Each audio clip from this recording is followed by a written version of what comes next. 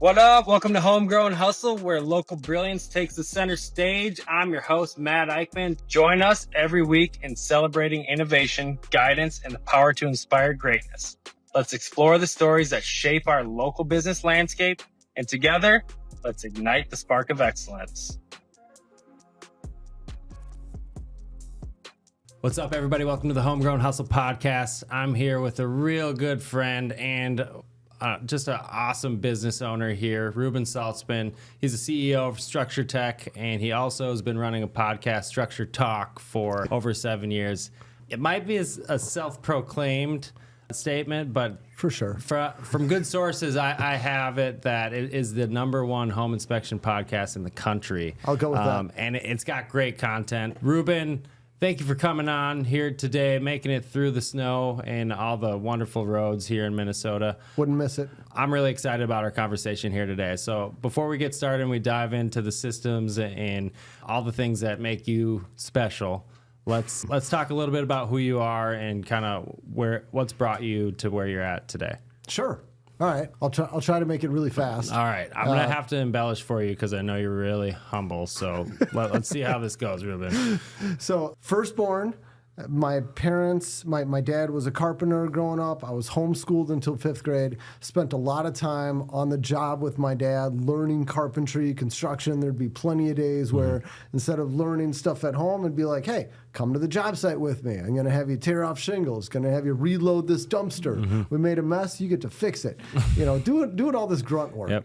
And then by the time I was 16, got my first real job, you know, where you actually are a W-2 employee somewhere. I was working at a hardware store, and it was the easiest thing I had ever done. I couldn't believe they were paying me to just stand there and cashier compared to doing construction. The grunt work, like, the garbage work. Yeah. You're just... And they were paying me about what my dad would pay me for this, and I just couldn't believe it. I thought, this is the easiest thing I've ever done, and this is delightful. I get to help people, and I think I've loved every job I have ever had. That's just the type of guy you are and how you approach life. I don't know about all that, but I definitely enjoy what I do. I find passion in things. So did that for a while, and then I worked at Home Depot for 5 years. That was a very important part of my life. I mean, learned a lot about leadership and training and motivating other people. They've got a ton of really good training through the Home Depot program if you want to advance your career within Home Depot.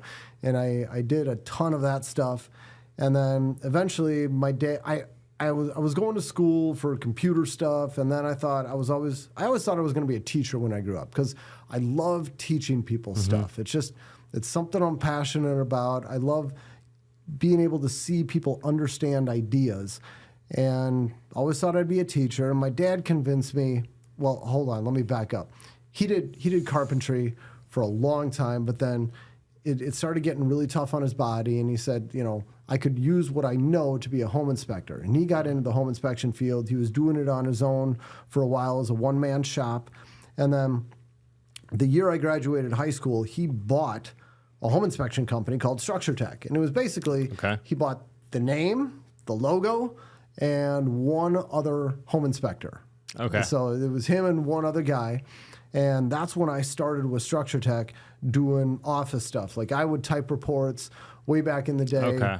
We wouldn't have, there was no such thing as a digital report. We didn't have digital photos. That's crazy to even think about. No. Like the inspection reports we see now, because we're involved in a lot of home inspections too, and the reports and the number of photos that are on the reports, I don't even know how it could even shake a stick at what the reports are now. Like, so different. Was it carbon copy or? We would do carbon copy, the wild. NCR forms, and then we would have the guys take a roll of 12 exposure film, whatever. It would be 12 cameras on a roll because you didn't want to have a 36 roll. You're not going to take that many pictures.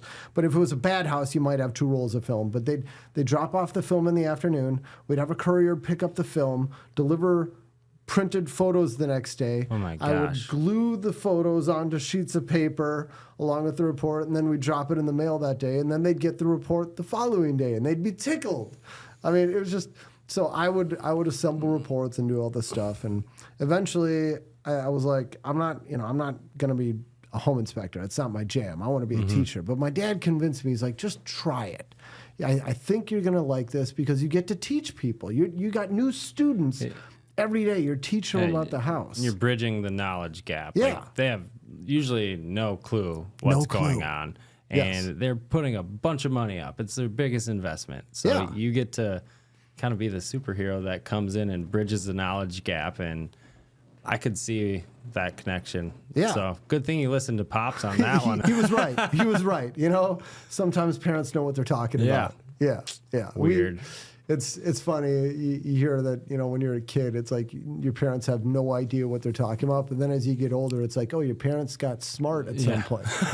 No. Exactly. I was just dumb. Exactly. That's all. Yeah. It's about the pupil. Yeah, exactly. But started actually doing home inspections myself back in 2004 and fell in love with it immediately. I was like, wow, this is really cool. And it was me, my pops, the one other guy, Dwayne. It was the three of us for a little while. And at some point, we said, look, we need to grow this company. I mean, it was, you know, I got married in there. I got married in 2005.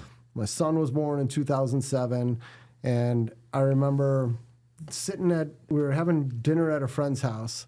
And I would do all the scheduling for StructureTech. It's like I'd answer the phones, I'd return all the calls, all the emails, trenches, all the things. In the trenches. I mean, running the business.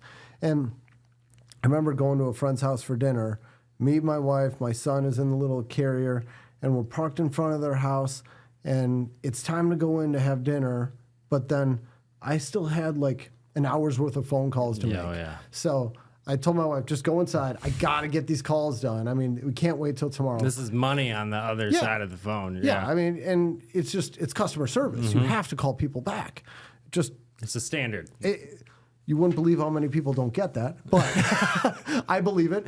And I ended up sitting in the car, parked in the street for the next hour while my wife is hanging out inside having drinks with friends. And I'm sitting there on the street, and I'm just thinking to myself, this cannot continue. Like, I cannot live my life like this. I want to be able to go to my son's soccer games and go to practice and do all these things. I want to be present. And if I'm running every aspect of the business, if I'm wearing every hat for the rest of my life, I'm going to be stuck making phone calls in the street for an hour when we're supposed to be having dinner. I'm going to keep doing this. So it's kind of like a moment. It was a moment, yeah. And I made a conscious decision then that we need to grow the business. I need to hire somebody else who's going to be doing this. Need to hire more home inspectors. Need to duplicate myself. And Did you know the steps at that point on? Oh, no. But you're like, it's got to change. I'm not doing this. No, I had no idea how to hire people, how to train people, how to duplicate myself. I just knew what it needed to look like in the end.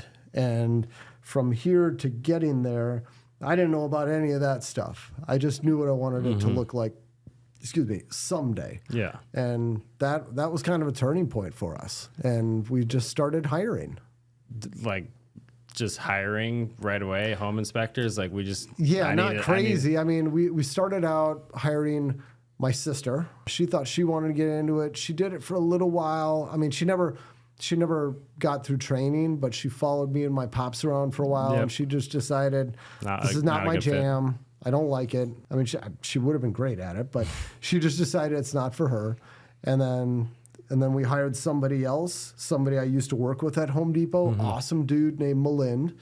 And he's oh my gosh, he's so fantastic. He's still on our team today. That's awesome. And I mean, he's almost like a legend. I mean, everybody just universally loves Malind. You can't meet this guy and not love him. And he's a fantastic home inspector.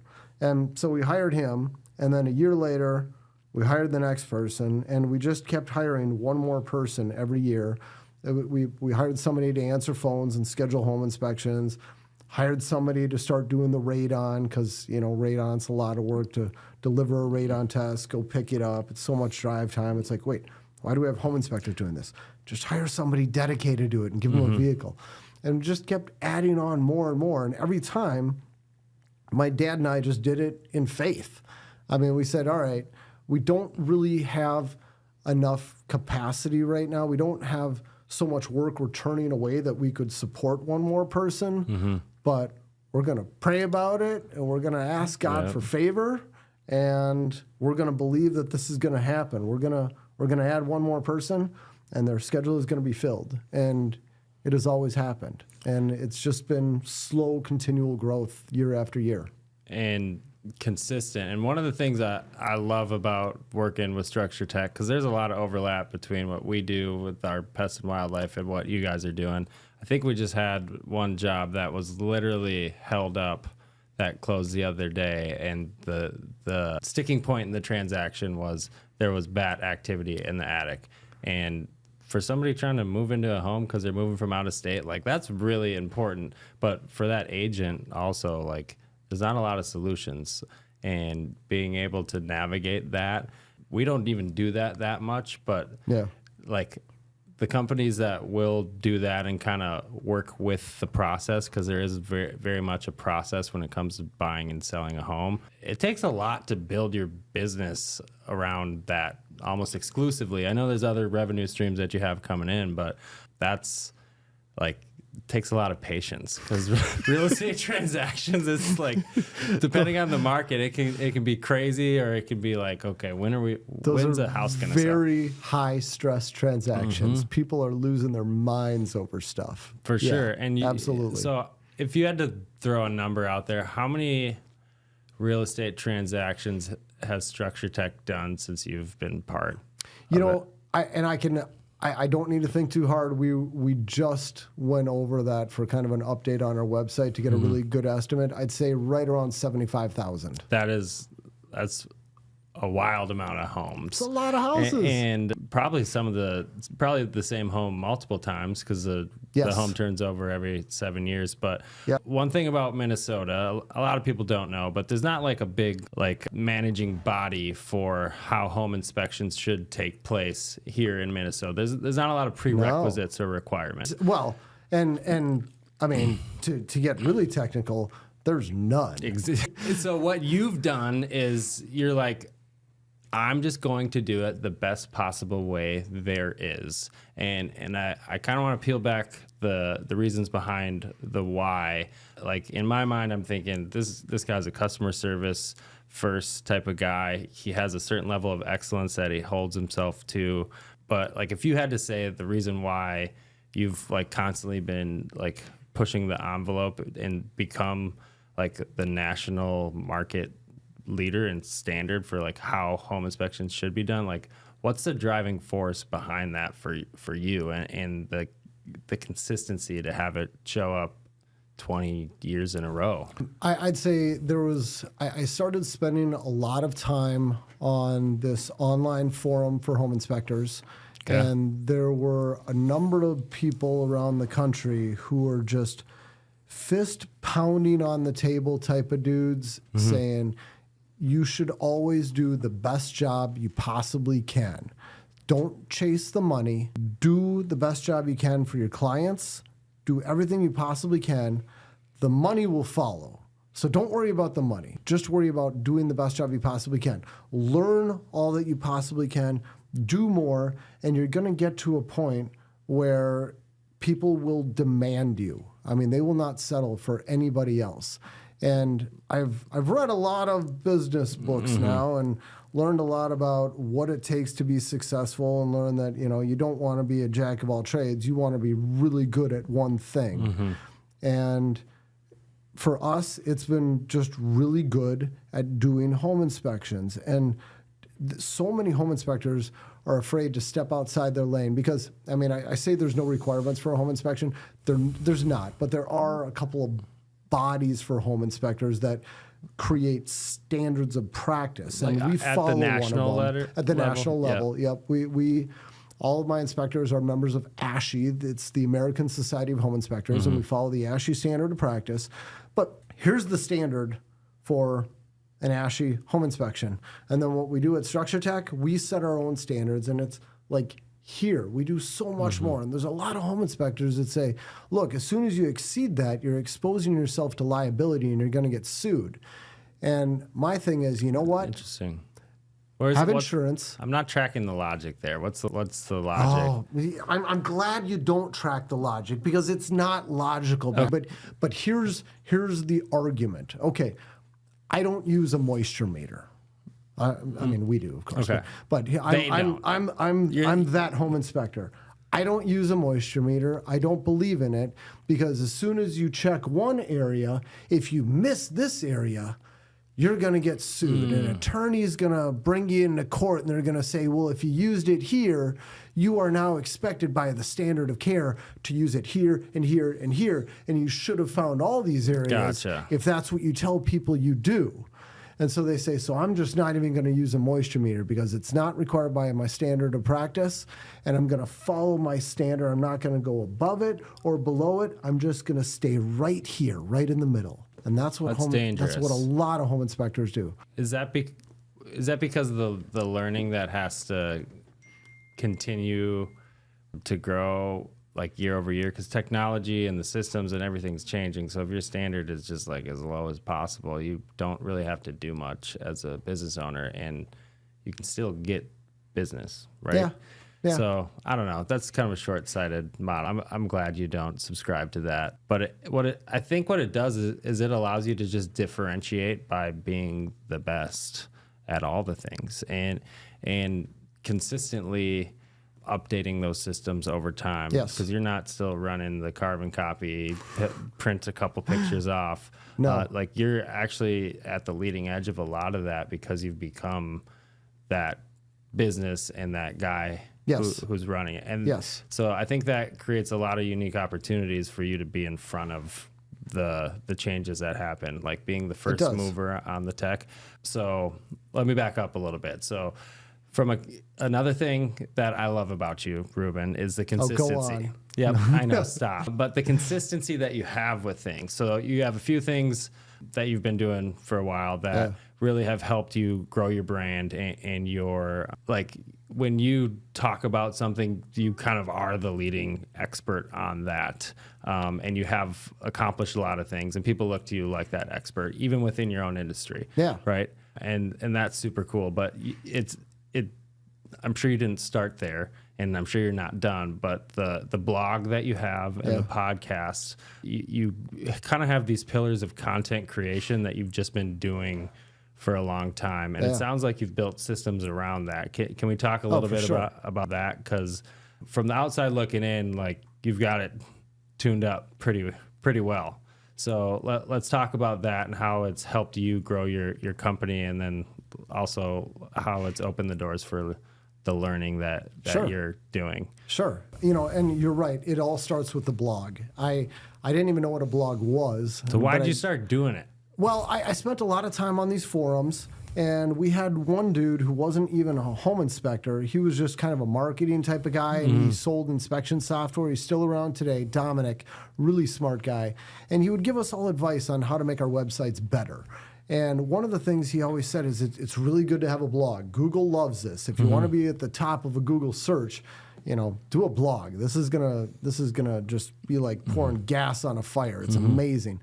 And I always thought that'd be cool, but I have no idea what this is or how to do it. And then I had this one real estate agent, Charlene. She came up to me and she's like, I'm doing a blog. I'd love for you to start doing guest contributions, once a week. You write about something. And I'm like, that's cool. I love the idea of it. I've been wanting to do this, but I mean, what do I write about? I don't know what I could write about. And she's like, what? She gave me like 5 ideas, and I said, okay, I'll try it, but I think I'm going to quickly run out of content. And that was in 2008. And now you've been doing it every week. Here we are, every week since then. Somehow I come up with something new to write about. And what that has done is it makes me really think about it. Anytime somebody's asking a question, like, well, how do you guys actually get in the attic? You talk about getting in the attic. How do you actually do it? What's the process? And it's just like, oh, write that down, Reuben. You need to write exactly how we do this and make a blog out of it. So is it any question people ask? So you can always like use it as part of your training for your team too, as like 100%. Interesting. Yes. So it does a lot. It does so much. It is the core of everything we're doing to teach people, and talk about core values. That education is number one for us, as you might have guessed. That's our number one core value. But I mean, with the blog, it for so many things, it makes me do research. Like, okay, I want to talk about this part of electrical and how GFCIs work. Well, if I'm going to do that, I better get my facts straight. I mean, I think so. It kind of forces you to learn. Oh, absolutely. To make sure that what you're putting out is factual, the leading edge, and it's up to date on everything. It's not a recycled blog from 5 years ago on the same topic. I recycle blogs. I'm not going to lie. But you probably fact check it before you just send it out again, right? Oh, yeah. I rewrite them. I mean, there's always updates. It's like there's new products. There's new codes that have come out. And the ones I rewrite, it's because I have something to rewrite. It's usually not just hitting refresh and changing the date. So because your business is really interesting from a consumer standpoint, like I understand the business, and a lot of the business from where I'm sitting is going to come from real estate agents involved in a transaction. Hey, Reuben, we need you to do another one. However, with as much in-depth content on specific home items, it sounds like you can get a consumer that's actually learned about you because they've learned about their home, and now when they go to purchase a home, they want you. Yes. Yes. Has that, like, do you actually see that play out? Oh, tons. And I mean, back in, I don't know, 2011, 2012, somewhere around there was one guy I was friends with at Home Depot. He was a writer and he had all these connections. He was like, Reuben, what you're putting out on your blog is really good content. And, you know, I had hundreds of people reading the blog at this point. And he's like, this is entertaining. This is funny. You're really good at this. And that was like, hey, I've got something. This writer, Peter, thinks I'm good at this. And he's like, you should be writing for the Star Tribune. You need to reach out to him. And so I started bugging the Star Tribune over and over again. And finally, they're like, okay, we'll let you write for us. And that... I didn't even know this. Yeah, that turned into a 10-year gig where I was able to publish all my blog posts on the Star Tribune website. Oh, my gosh. Yeah. And so it was like, that just supercharged everything for us. And I mean, just the other day, I'm at hockey practice, and this one dad's there. He's like, wait, you're Reuben, right? I'm like, yeah. He goes, I read your stuff for so long. Why did they drop you? It's like, I'd have people recognizing me all the time. Now, that came to an end in COVID. 2020, Star Tribune got rid of all of the outside writers. They just said, we're shutting it down. So it was a nice gravy train, but I had so many people reading my content. It was like way before they were going to buy a house or even thinking about it. They're like, if I am going to hire a home spec, I know who I'm going to call. We're going to call StructureTech. That's super powerful. Yeah. So good way, amplified. So you kind of have this blog, and then you're just like, how do I make this bigger? And now you get a bigger microphone, and that expands it. So then that runs for 10 years. I can only imagine the actual impact that you saw on your business. And from a marketing standpoint, it doesn't sound like you were spending a lot of money. It's just time investment and the connection. Time. It's hard to like repeat that, right? Sometimes like luck or just being in the right place, that does play into things, but that's like a playbook that works. Whether even if it's just like a one-off from a content creation standpoint, if you're the subject matter expert, especially from a service industry, when it gets really cold and the pipes freeze, like there's always like some little bit, even if it's 30 seconds and a plumber's on there talking about some story or something to think about to educate the viewers, because marketing and news and all these different media channels is all about communication and communicating like what's topical. Yes. And everybody has a home. Well, most people have a home, but the homeowners that are out there, they're looking through knowledge and trying to find resources now, because that generation where dad can kind of just fix and do and repair everything. Like my generation sucks at taking care of homes. Yes. We are bad. The only reason I'm good is because we do a bunch you have to be. Yeah. Like we're kind of viewed as like a handyman type of service. Like people don't really understand pest control and wildlife control. Most people just think it's pest control, you know? So to the consumer, they don't know, but that information search, whether it's YouTube or Google or ChatGPT now, you've got years of written copy, and then you're bringing in the podcast on top of that, and that type of authentic communication, again, very powerful. But because you're the guy, you probably have people in your own industry looking to you and trying to learn from how you're doing it through those channels. Am I correct? Tons and tons and tons. I get a lot of home inspectors who reach out to me who just want to ask me questions like, can I pick your brain for 20 minutes? I'm in South Carolina, but I love what you guys do. Want to get your advice. And not only like on the business side, but also on the technical side. I mean, I think a big part of our listenership, viewership, readership, I got the YouTube channel too. Big part of people who take in our content is other home inspectors across the country. And I do want to say one thing. Do it. Before we get past here is... This is the first thing Reuben's going to say today. Well, just, you've said subject matter expert so many times, and it's like, I have become recognized as that in a lot of areas, but I gotta say, there's a million people who know more about every topic that I write about. I don't ever have the idea that I know more about this topic than anybody else.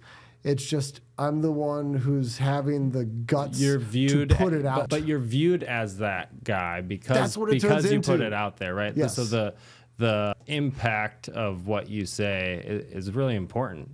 Just because you have viewers, you have people that look to you that way, even if you don't have the degree in whatever. Yeah. Like your company's inspected 75,000 homes. You've got that degree, right? And there's like not a lot of companies or individuals out there that can say, I'm leading a company that's done this over the course of however many years, especially in an industry it's pretty young, right? Yeah, like, it is. Yeah, I like think about 50, right around there. Yeah. And so really the standard has to be set, and wildlife is kind of lagging a little bit behind that because it's very similar. The wildlife industry came literally from fur trappers, and as the urban sprawl kept going, animals are like, hey, it's a lot easier to not die if I go into this house or this building over here instead of that tree. Yeah. So they're just wired that way. It's kind of like evolution or like survival instincts, whatever. Yeah. But now the people who are performing that service and they start doing it because there's all of a sudden a need for it,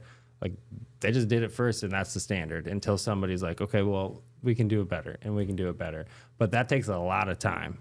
So with that, it takes time for the size of the companies to grow as well. So the Pest Empire Builder, I think that's pretty unique because for like the overall industry as a whole and the impact it has on just the homeowners across the nation, having businesses that have infrastructure and systems and are healthy enough to get past certain hurdles, it serves everybody better, but it's hard. Yeah. What are some of the struggles that you've seen kind of the industry go through over the last 20 years you've been part of it? Because it has... like that's only 40% of the timeline here, but going from carbon copy to where we're at now, it's like warp speed ahead, right? So I think one of the biggest challenges we deal with is scope creep. And by that, I mean, what you're expected to do is changing so much. And the inspections take longer and longer. Reports get longer and longer. The tests that we do keep increasing. It's like, all right, this week I'm telling my home inspector, not literally this week, but it's like a change comes and we say, all right, instead of just running a washing machine on this cycle, I need you guys to all bring a towel with you, and I need you to put the towel in there, and you need to run it, and you need to test the spin cycle, because if there's no towel, you don't know that the spin cycle is actually working on a washing machine. It might drain all the water out, but you don't know the spin is working. So now, to everybody on my team, you got to start bringing a towel with you. How the hell do you even learn that? Like, how do you... Like, you miss it, and then you get a complaint. Okay. My clothes, all the water drained out, but my clothes are sopping wet. You miss the spin cycle's broken. And after you get that complaint like 2 or 3 times, you go, all right, we need to fix this. And so now all my home inspectors bring a towel with them. And it's the cleanest towels in the world because we wash them twice a day. But that's just one small example of scope creep, where we're doing more and more. But that sounds like something that is not necessarily defined by a regulatory body, but based off feedback that you're getting from your customer, which my guess is you solicit it. But in a scenario like that, they're going to tell you missed something anyway. Yep. Do you have a process around handling that and then using it to improve process? We do, absolutely. But I'm surprised, Reuben. yeah, we definitely have a process around that. But the problem, and I've never thought about this before until you asked me now, but I think this is a lot like inflation. What's the problem with inflation? Prices go up, and okay, well, if you pay more for a sandwich for a loaf of bread at the store, well, you're also going to get paid more, and so all the prices go up, and everybody's happy. And I never understood what the problem was with inflation, but the problem is that not everything goes up at the same time. These go up quickly, these trail, and it's all the variance and it's all the change, and it not happening at the same time. And I think that's what's happening with scope creep in the home inspection profession, where a lot of people start doing a lot more, but you can't adjust your prices super quickly accordingly. And then you got other home inspectors who say, I don't care what happens, I'm going to follow my standard of practice to a T. I'm not doing anything extra, and I'm going to charge $300 for a home inspection. And then you got us charging $650, $700 for that exact same inspection, and we're doing so much more. But people don't understand it. And when they think of a home inspection as a commodity, like a home inspection is a home inspection, you're going to learn about all the bad stuff no matter who you hire. Yeah. Then they hire the $300 home inspectors, and you get all these big variances in what people are doing and what they're charging. I think that's one of the biggest challenges we're dealing with in our profession right now. That's a fantastic answer. So how do you stay at those prices when a customer coming in, oftentimes it's their first time buying a home, they don't really know. They have no idea. But 300 versus 650, like that's a pretty clear difference. Yeah. So until you differentiate and decommoditize yourself as we're better because of all these reasons, the customer is just looking at numbers. It's really hard to sell people on that. And, I might be using an extreme example of 300. I hope there's not any home inspectors in Minnesota who are charging 300. Like, there probably are. I mean, we're usually not twice what everybody else charges, maybe 50% more than what most other people are charging. And when people just have it in their head that this is a commodity, I've learned to accept that and say, these aren't our clients. There's nothing I can do. It's really tough. How did you, was there one moment where you kind of had to learn that the hard way? I think I had to read a lot of books on business and marketing and learning who you are and defining who you are, defining who your target market is. And finally, we realized our target market is savvy home buyers and high integrity real estate agents who know the difference between these two. I mean, I'm sure you know, there's a lot of real estate agents out there who want to sell the house at any cost. And if they refer a cheap home inspector who does a quick and dirty inspection, they have a much higher likelihood of selling the house. Because they're checking a box that nobody really knows the difference either way. Yeah. You're the liaison for this transaction and supposed to be guiding this person through it. Yeah. But you're right. They just, whatever's going to be easiest. And I think identifying that for yourself, because it's not like every homeowner is really going to come to you and say, Reuben, when I buy my home, I want you to be the inspector. But those real estate agents are very much the conduit. Yeah. So did you have to learn how to create a measuring stick almost of this? We do business with real estate agents that hit these 4 or 5 boxes. We don't have it dialed in that much. We've given up on trying to win the business of agents who want cheap home inspectors. So you're not going to lower your standard. So if they're asking to lower the standard to get a better price, that's not even an option. So you take that off the board and then you stick with it and you keep making it better. Yep. Talk about that. The willingness and belief in your own product to just charge what you have to charge, not what somebody feels like you should charge or what the last 2 phone calls said. Sure. Well, I think a lot of it has to do with the employees. One of my, and this is all just coming to me off the top of my head as you're asking this. Perfect. One of my favorite books is called Drive by Daniel Pink.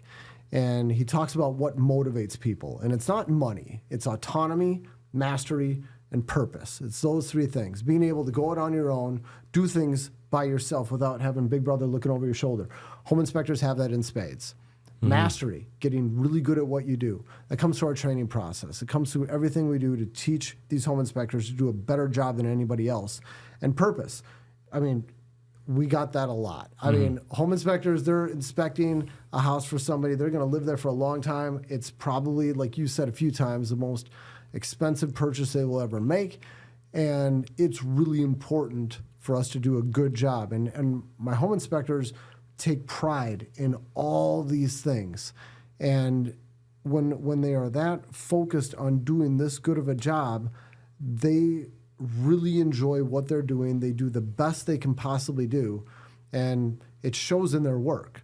And then when people want to call us up and hire us and we come out there and do all this, there's no way I could change our standard and start doing a lesser inspection because my home inspectors have so much pride in what they do. They just can't do it. They won't do it. I love that so much. And it's like, all right, look, we got this. We want you to do like half an inspection or something, or we're going to pay you way less. It's like, they can't. They just won't do it. Now, you know, the one exception to that, I do got to say, because someone listening is going to be knowing about this in the industry. During COVID and right after, we had a ton of houses that weren't getting home inspections. It still happens. It still happens, yeah.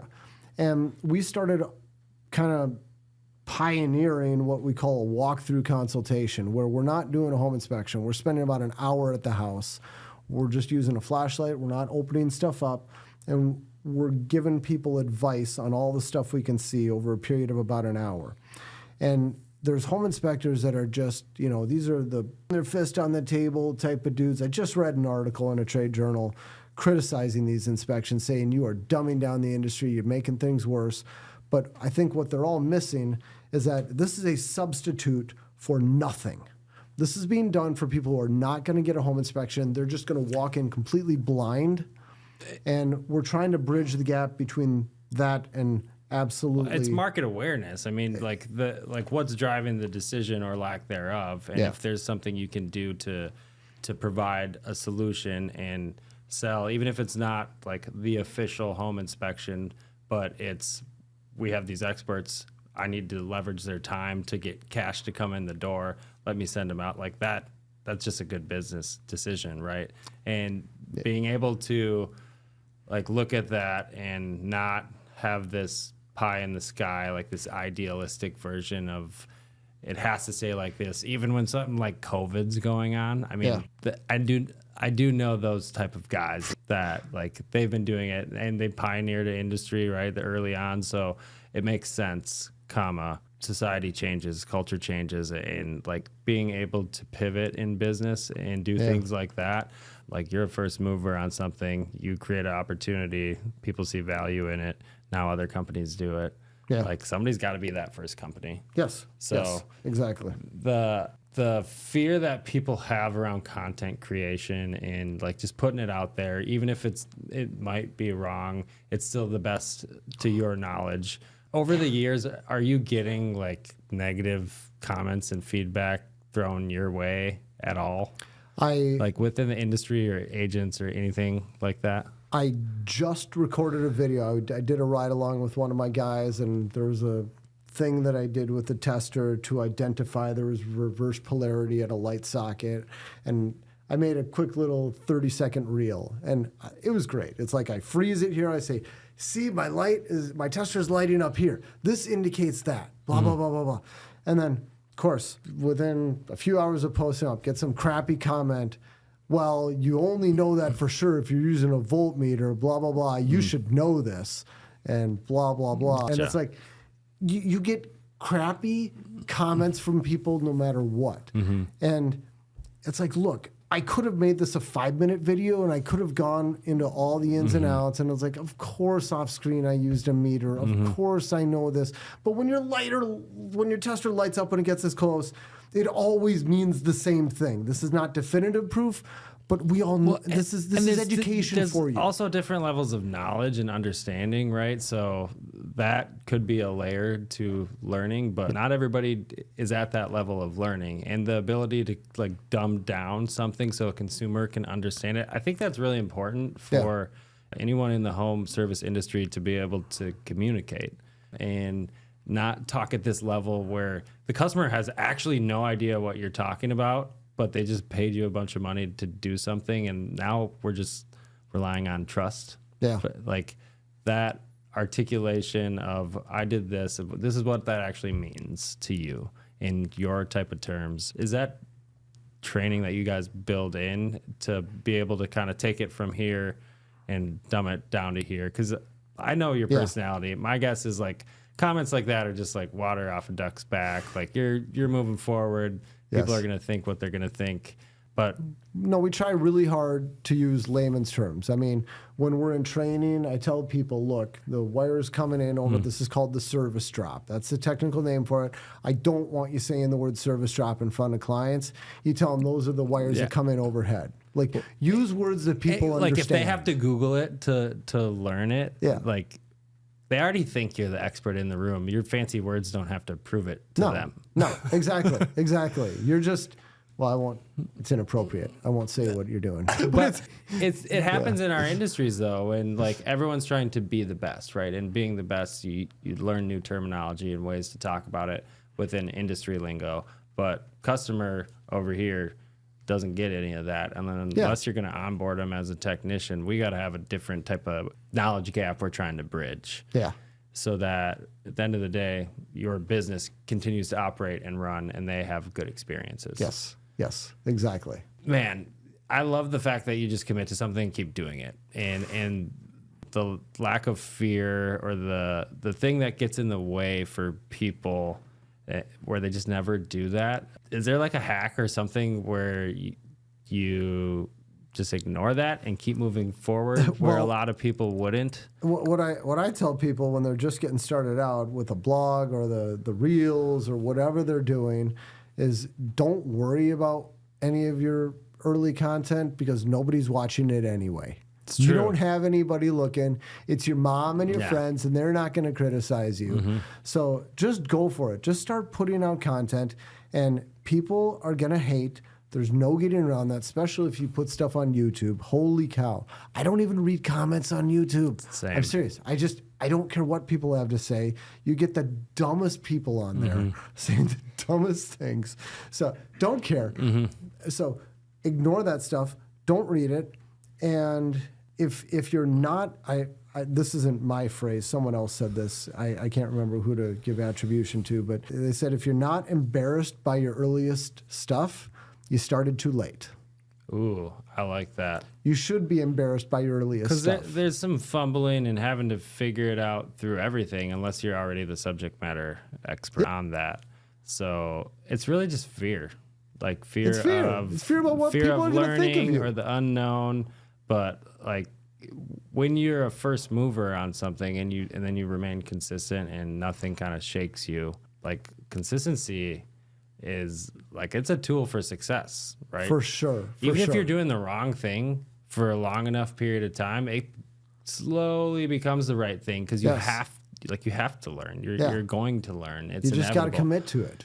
And so with the podcast itself, just the ease of firing up a podcast nowadays it's flabbergasting. Oh, so easy. But 7 years ago it was not as easy. It was still kind of easy, but not as easy. So what have you learned? Because I mean, we're 2 years in. I'd love to learn from your experience. So what have you learned is important to having a good podcast? Consistency is one thing. Let's say we're going to be consistent regardless. Like, what are the things that are important to bring into the podcast so that it is bringing value?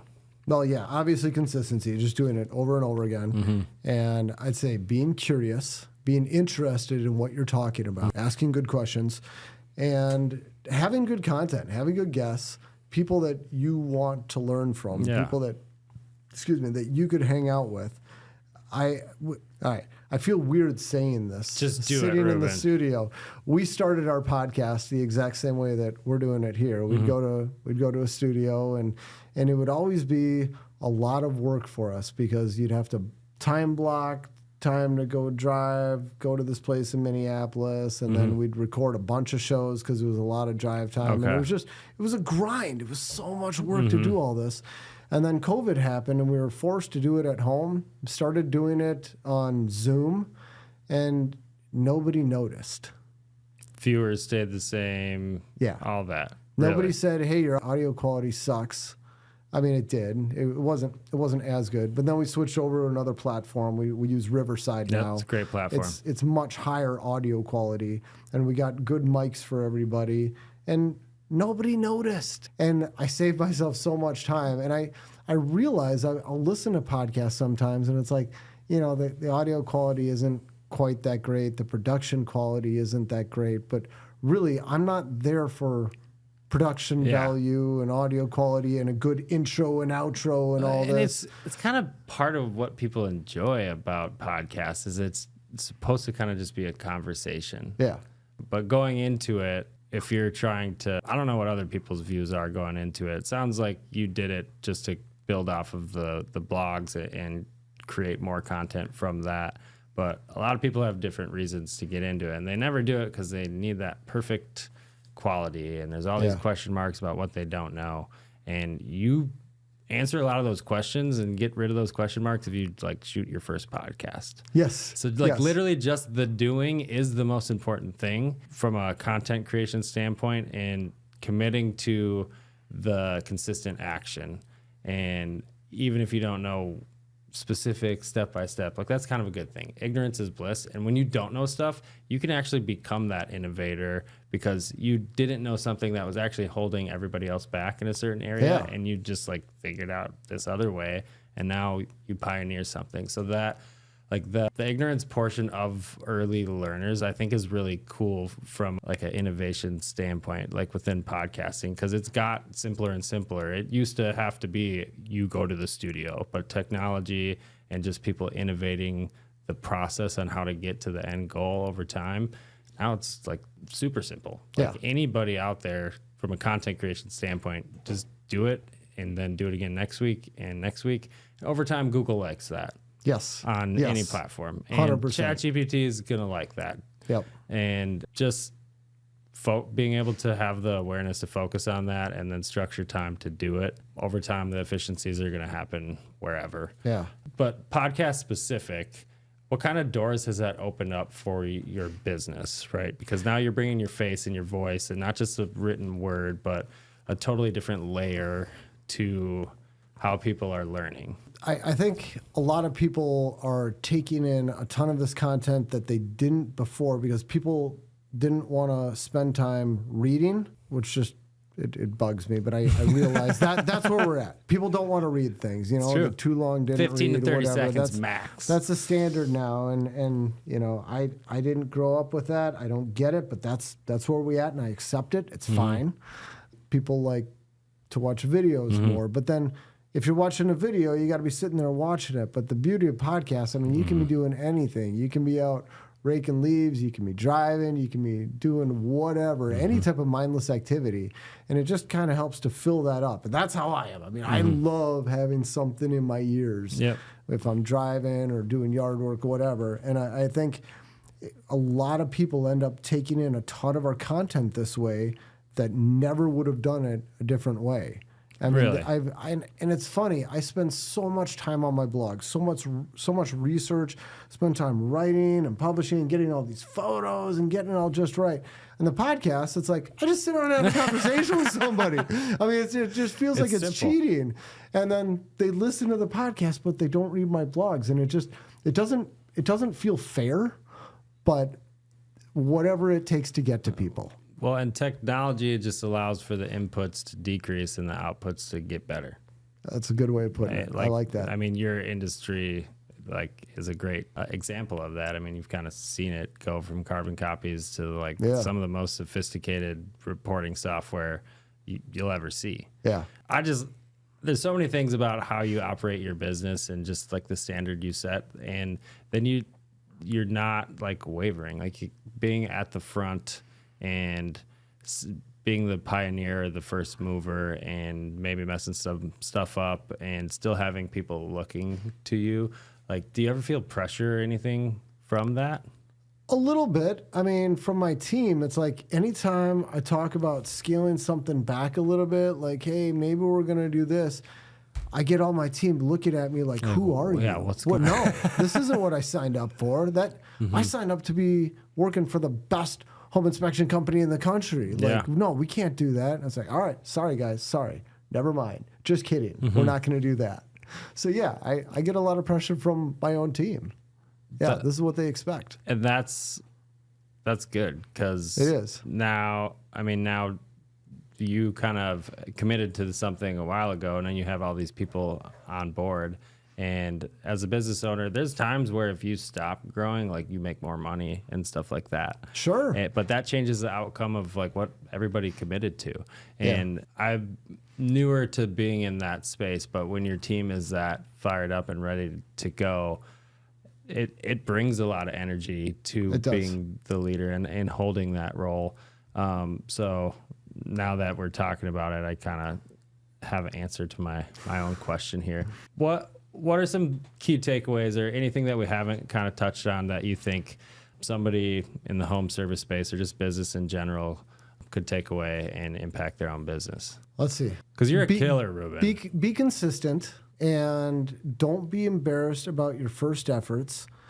And don't expect results right away. I think that's the other big one is that, I mean, maybe it's like going to the gym. You go to the gym for 3 months and you don't really see any big change in your body. And I mean, I've seen both of my kids kind of go through different stages of this. And it's like you don't see any of these big changes and you go, well, that didn't work. And I think so many home inspectors, well, I shouldn't say home inspectors, just people in business, they get started on a podcast or YouTube or a blog, whatever it is, putting out content, and they get a few people who start following it, but it doesn't really start affecting their business. Their phone doesn't really start ringing right away. And they go, well, that didn't work. It wasn't a good use of my time, or I don't have time for this.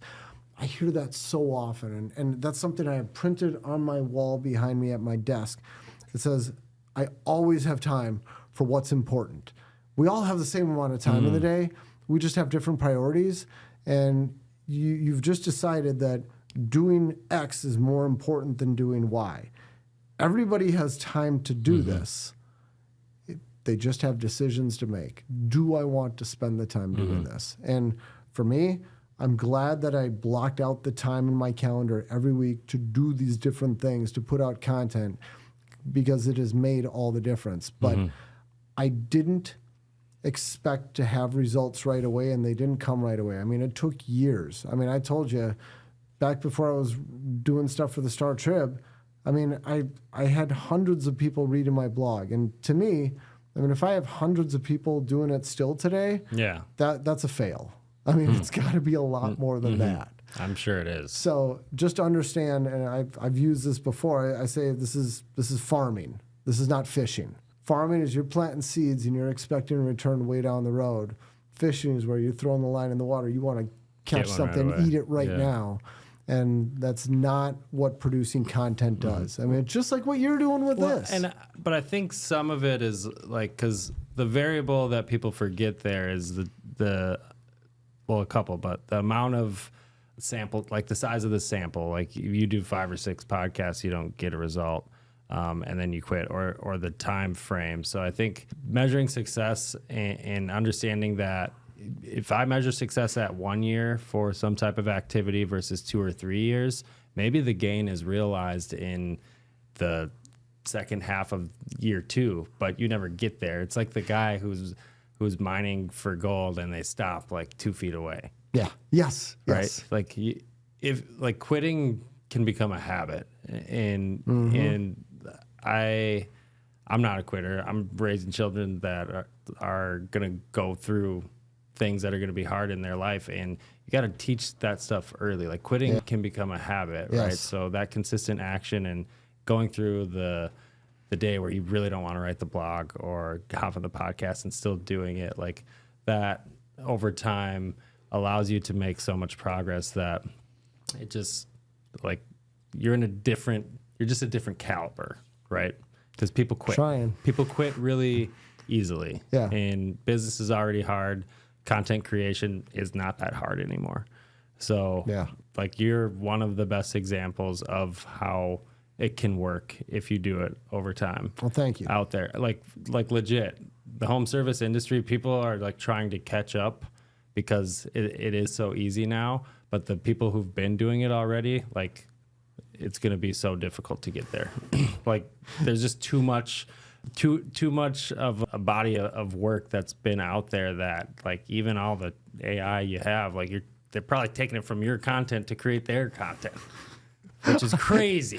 Every seminar I attend, I see my pictures I know, and my videos on the screen. I'm like, oh, I did that. Yep. I don't. Standard set, like, standard great, set, great. right? I love it. That's what it is. So we're getting to time here. Again, Reuben, we could probably jam on this for forever, but I ask everybody one question when they come on here. Actually, a couple of questions, but the same one every time is, what's hustle mean to you in terms of business? All right. I have not thought through this answer, so this is just Perfect. the first thing that comes to mind is I like that. waking up early in the morning and being intentional about your day, setting your day off on the right foot. It's not getting lost on whatever is dinging on your phone or emails coming in, not being pushed around.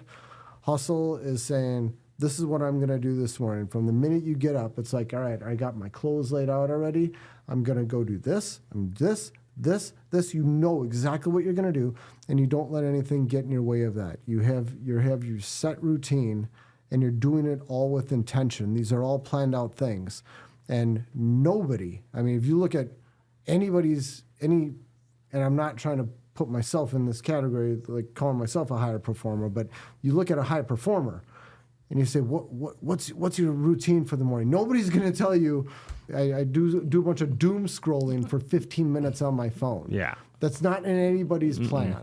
And so I think hustle is just eliminating all those distractions first thing in the morning, setting your day off right, and it sets the tone for how you're going to spend the rest of your day. 100%. I love that. That's good. And I know you, and I know that you practice what you preach. You're not a doom scroller because I've seen you. So thank you so much for your time, Reuben. Before we cut, do you want to speak to this camera right here? Tell everybody how to get in touch with you, whether it's for StructureTech, Structure Talk, or just to pick your brain on something else. Maybe like youth hockey or something. Yeah, there are so many things that I would love to chat about. I mean, you can find me if you type in Reuben Home Inspector. You can misspell my name any way you want, or really the best way is just Google StructureTech. You'll find our website, and we've got links to our Facebook page. We put out content every day. It's fun photos of houses. It's hilarious. People love this stuff. I've got the YouTube channel. I got a lot of videos on there. And we've got the weekly podcast. You can find that at you type in Structure Talk on any podcast platform. You'll find us there. Of course, my blog is on the website. We got all these different things. I bet you could Google almost anything home inspector related in Minnesota, and I bet you come up on you'll page find one. us. Yes. Yeah. That's so freaking There's cool. not too many topics I haven't written about, maybe more than once. And if you want to talk about other stuff, you know me. Yeah. I got lots of other stuff Yeah, I'll talk about. I'll talk about one-wheeling. I'll talk about disc golf. Talk about my favorite gym. You're a gem. You're a very unique individual. I'm really grateful to know you and be able to learn from the things that you've done. So thank you so much for taking the time on here, coming away from your team at StructureTech to try to bring a little value to the Minnesota business community. It's fun. You're one of those guys that you can learn something from every time you speak thanks, to. man. So everybody, thank you so much for all the engagement, likes, shares, whatever platform you're on. Let us know and put the little bell or the reminder so that every week when we put something out, you're getting reminded. We really appreciate that support. Until next week, keep hustling. Hey, thanks for tuning into the Homegrown Hustle. It's been an honor to share the stories of local legends who make our community thrive. Don't forget to subscribe, rate, and review. Please stay tuned for more insight and inspiration. We got a lot of heat in the chamber. This is Matthew Eickman saying peace out until next time. Get hustling.